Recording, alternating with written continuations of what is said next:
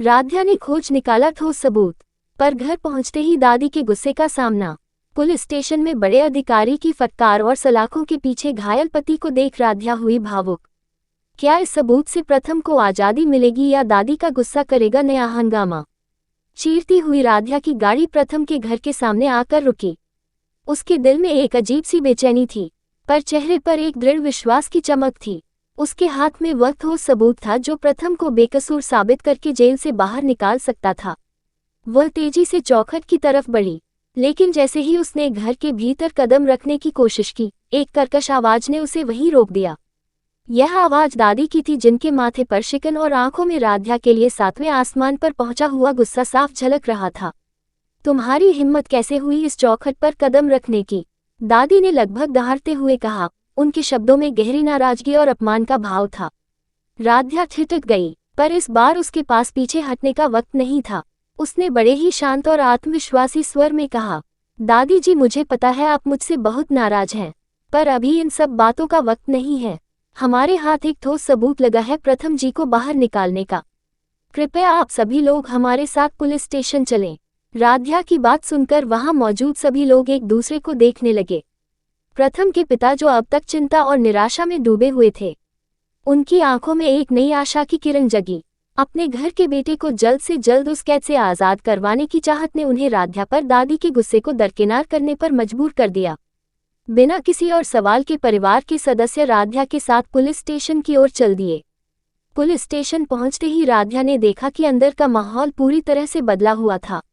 एक बहुत बड़े पद का पुलिस वाला माइनस शायद कोई उच्च अधिकारी माइनस उस दरोगा को कड़ी फटकार लगा रहा था, जिसने प्रथम को बिना किसी ठोस जांच या गलती के गिरफ्तार किया था।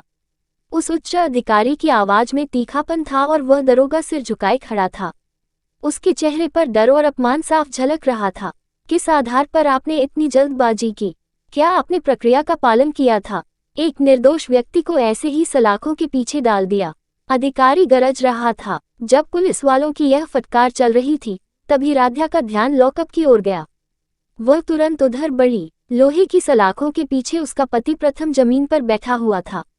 उसका हालत बहुत खराब था। उसके चेहरे पर चोट के निशान थे और खून बाहर आ रहा था। शायद हिरासत में उसके साथ बदसलूकी की गई थी। इस दर्दनाक दृश्य को देखकर राध्या का कलेजा फट गया।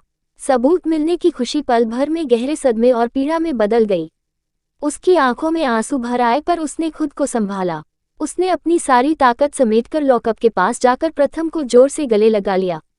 प्रथम जी, आप ठीक हैं? राध्या के गले से फुसफुसाहट निकली। जैसे ही प्रथम ने राध्या को देखा और उसके गले का स्पर्श महसूस किया, उसकी आंखों में एक चमक आ गई। दर्द के बावजूद उसके चेहरे पर एक सुकून की मुस्कान तैर गई। पीछे खड़े परिवार वालों ने जब ये दृश्य देखा और समझा कि प्रथम बाहर आ गया है और अब वह सुरक्षित है, तो उनके चेहरों पर खुशियां छा गई। पिता और मां की आंखों में खुशी के आंसू थे, लेकिन इन सब के बीच एक चेहरा अभी भी भावहीन था।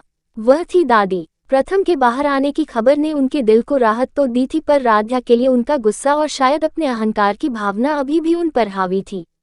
उनके चेहरे पर वैसी चमक अभी छीनी हुई थी। वह शायद इस बात को स्वीकार नहीं कर पा रही थी कि जिसे उन्होंने घर से निकाल दिया था, उसी की वजह से उनका पोता आज़ाद हुआ है।